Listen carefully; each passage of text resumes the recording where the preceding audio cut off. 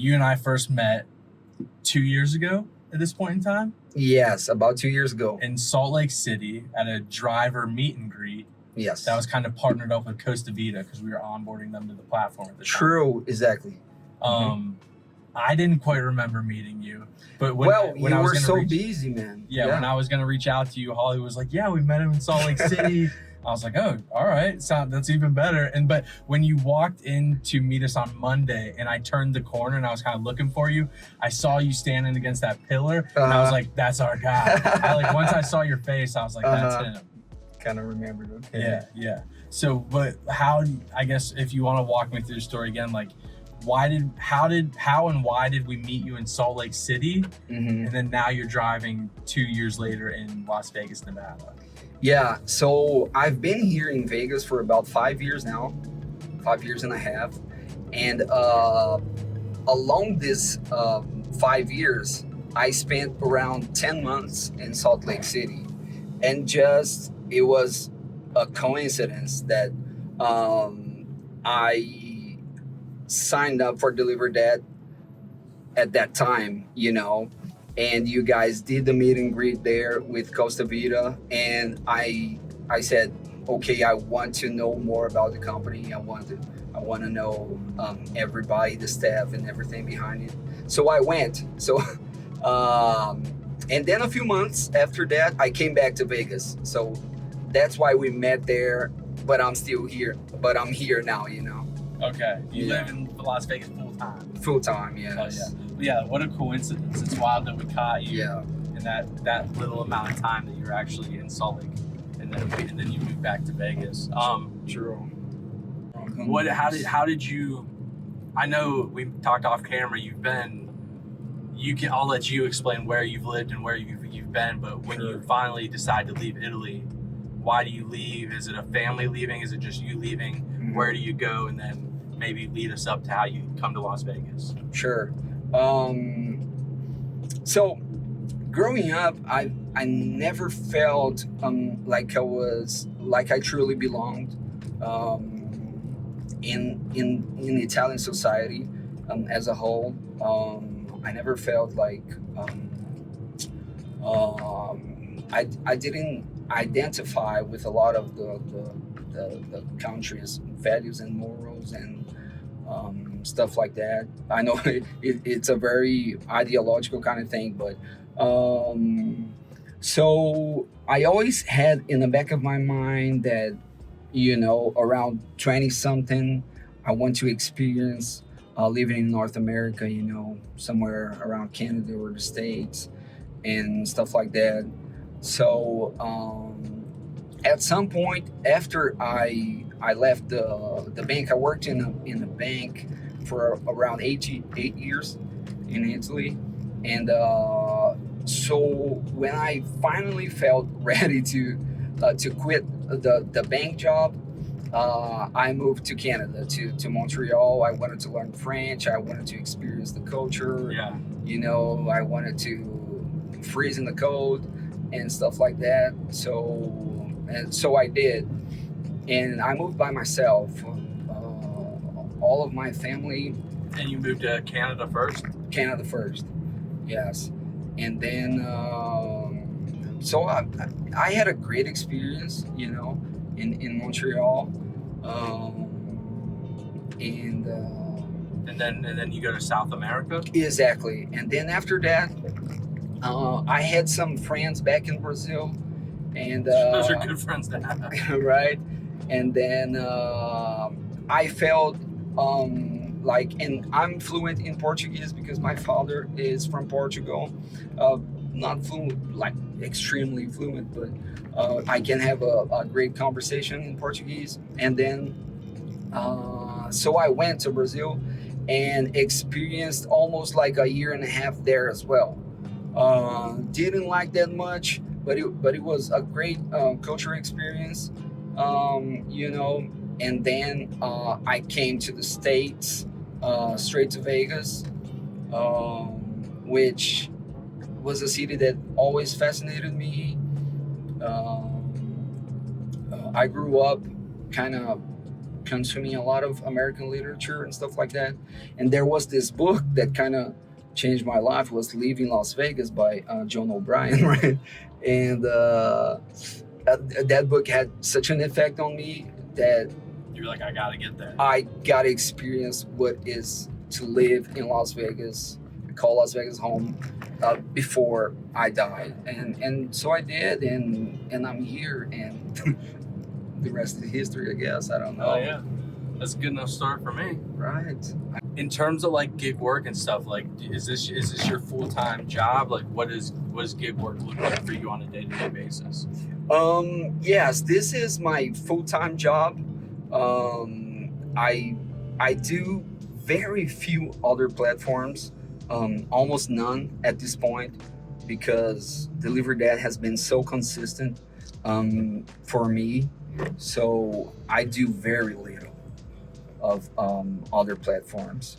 So yeah, I'm very grateful that I'm able to make a living doing this full time.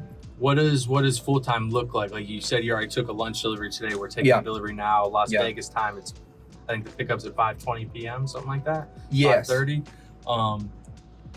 Are you seeing breakfast deliveries, lunch deliveries, and late dinner time deliveries? Like what's the daily repetition that you're getting on your end? So breakfast deliveries, I've seen that it would usually they were very consistent, but now I think it went down a little bit.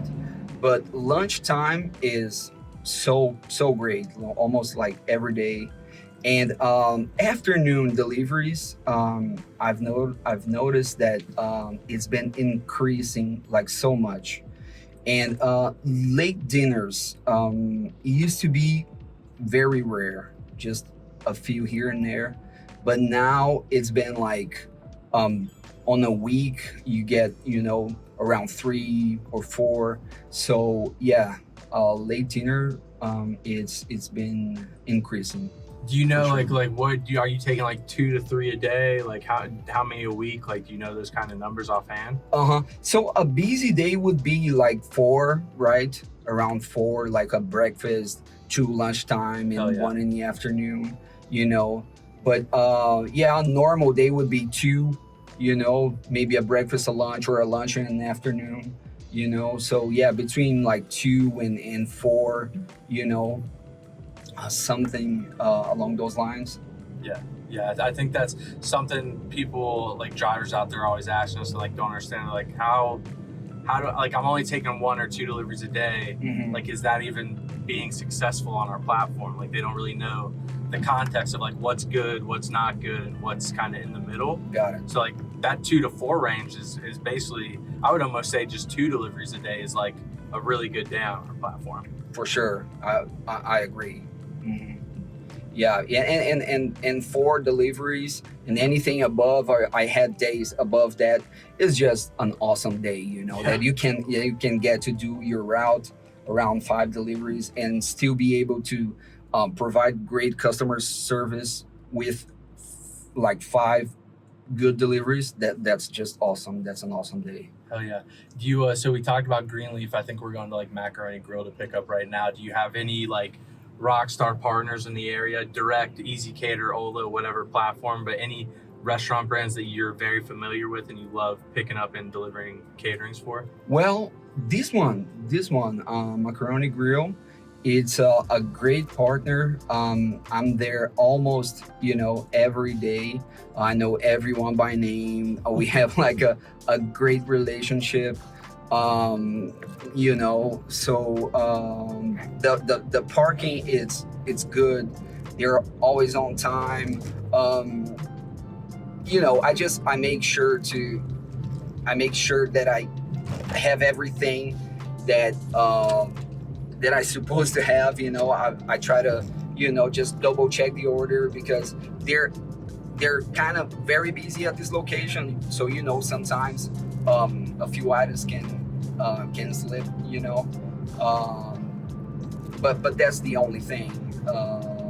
Besides that, the process is just great, and they're very friendly, and I just love picking up orders. And like you just picked up, yesterday you picked us up from Bellagio, Yeah. right on the strip. We had to move to MGM Grand. You picked us up there this morning, kind of right a little bit off the strip, basically still the same area.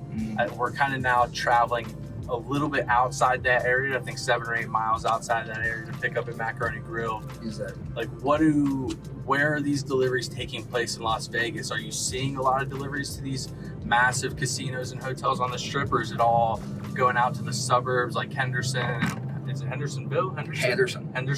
Yeah. Like, are deliveries picking up in Vegas and going out to the suburbs, or like is it all staying in one area? Where are these deliveries actually taking place in Las Vegas? So I think the ratio would be like 70% suburbs and 30% strip, giant hotels and casinos and just all the convention centers, along the strip.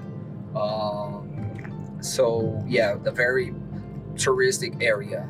So Okay. yeah, I think 70% out of that and 30% just tourist Yeah, area. tourist. Yeah.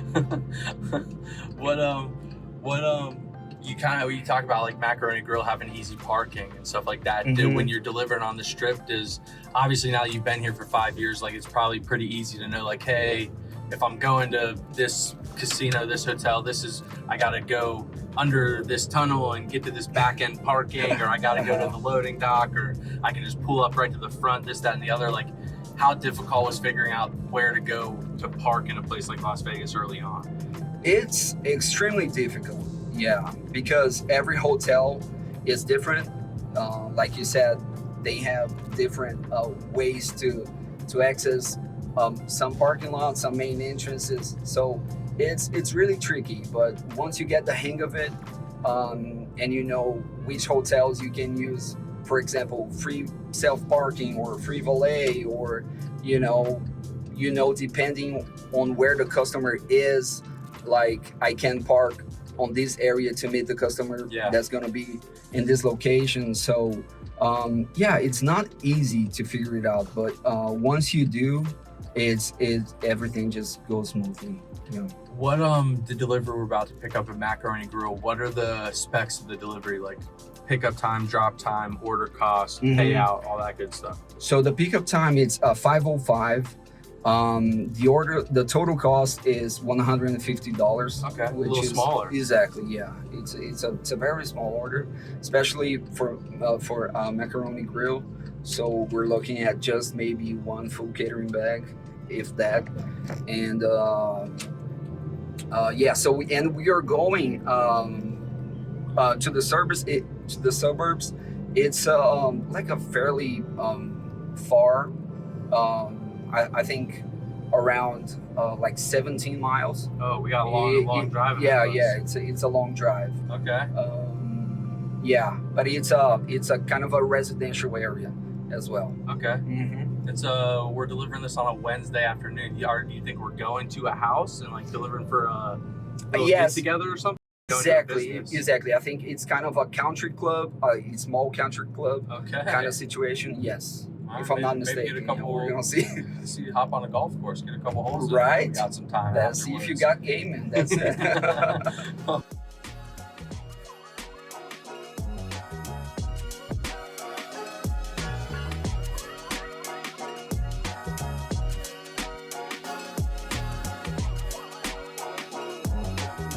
Nice. Deliver that. That's it. He delivers that. That's me.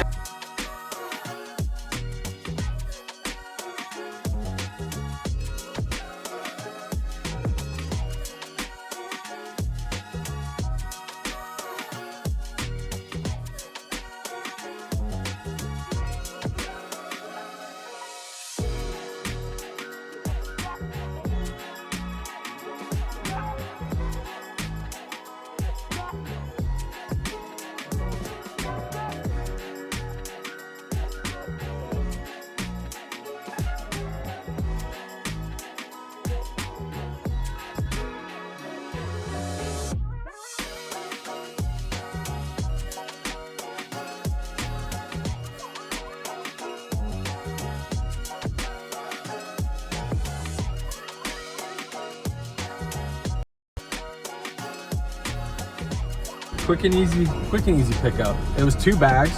You got it wrong. It was 2 bags. No. I'm just gonna document that. No, I could Could've done one place. bag? Yeah, I could have done just one, but just to be on the safe side, you know, put the bread separately and the Okay. serving utensils separately.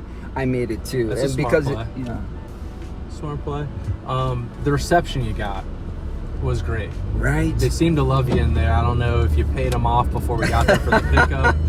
Well, or man, what I don't really have enough happened money there. to pay everybody People off are gonna like think that. we faked that shot we're gonna get before we got back in the car. Right. That was all authentic. They didn't know we were coming. They didn't know we were recording Yeah. until they saw a camera in their face. But yeah, it was crazy. They knew you right when you walked in, told you where the food was, Yep. got it bagged up, gave you a nice little handshake. We got out of there. Yes. Yeah. And funny thing, it never happened before. Both managers were working. So it's that was usually kind of one funny. of them? Yeah, just one, or Andrew or Tim. They were both there. Just great people. So that was fun. Shout out Andrew and Tim, both great course. guys, great gentlemen. Yeah. Lovely to meet them. Enjoyed that process we just went through to get that food, and now we are on the way to the drop-off. As our friend Antonio mentioned, we have a 17-mile drive. It's going to take us 31 minutes to get there. I guess that's how things work out in Las Vegas, Nevada. I don't know, but Yep. we'll see you when we get to the drop-off.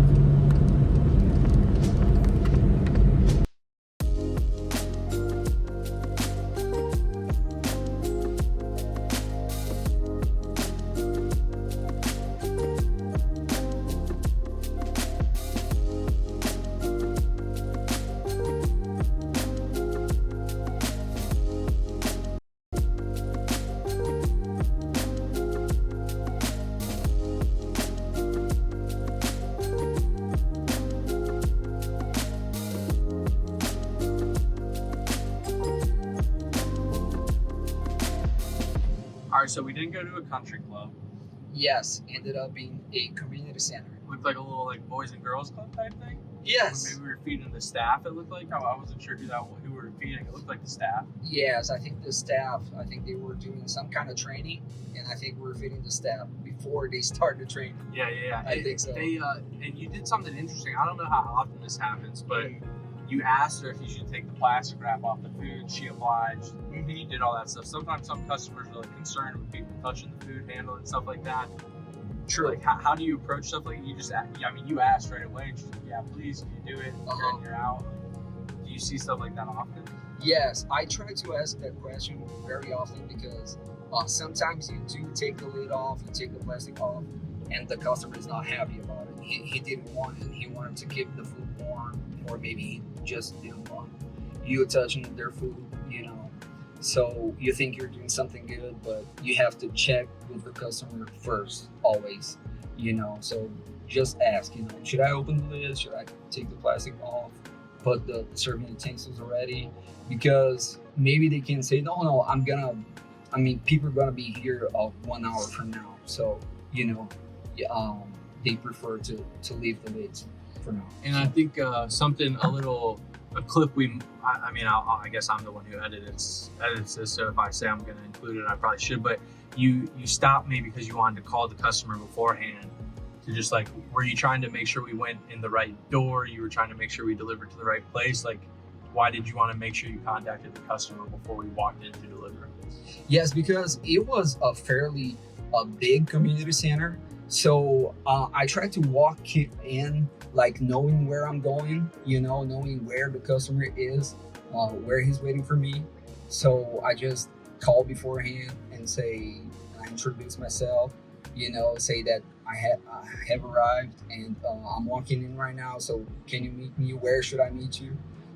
Just to, you know, I think it's like a good practice, just to go straight to the target and not wandering and with the catering bags. Yeah, have to walk. Yeah. Flights of stairs and hallways and True. you're lugging bags around. Yeah. Never a good feeling. For sure. What it seemed like a pretty easy delivery. The mileage was a little long. Pay was pretty good for the mileage though, I think. All in all. Yeah. Amount of food, $150 going. However many miles from the store to the drop off. And you're lugging us all the way back to the MGM. We greatly appreciate you for Of that. course, it's my pleasure. I don't got a whole lot, man. I think you anything you want to say to the people out there on gig platforms, on the DeliverThat platform, any words of wisdom or anything you want to close the people out with? Well, I'm searching for words of wisdom. I'm not in a position to give them, but you know, yeah, I want to say that I think I'm very lucky. I feel very lucky to be part of the platform. It's providing me a living, and you know, that's something that I cherish very much, and that I think I value very much. So, yeah, I think for the moment, that's all I have to say. Just gratitude. Easy enough. No, I think I mean, obviously, man, we met with you on Monday. I screwed a couple things up, so we couldn't do this on Monday. We were supposed to do this a little earlier today.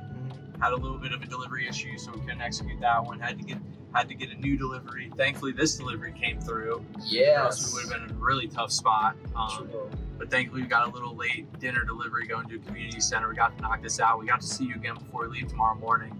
And I mean, Antonio, I know you're grinding away, doing this full time.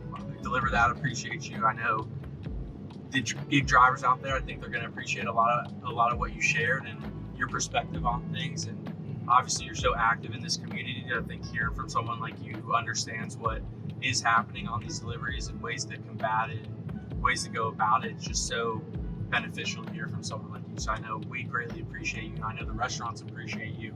Customers definitely appreciate you. And hopefully the drivers out there too, man. So just, I appreciate you being a part of this. Well, it's so good to hear that, man, because yeah, I mean, it's mutual. I appreciate the platform. I appreciate our CEO there, and it was such a pleasure to meet him yesterday or the day before that. And so shout out to him. Shout out to you, man, for making, you know, informative content, relatable content, quality content above all. And shout out to Christian for, you know, traveling around the country, cracking jokes, I guess. I don't know what he does. But, and shout out to our hotline staff, of course, because let's be honest, it's the most effective and efficient hotline of any platform I've ever worked with. And last but not least, shout out to all the other drivers, and that keeps this platform alive, right? I hope we get to write a beautiful, but above all meaningful story within the company.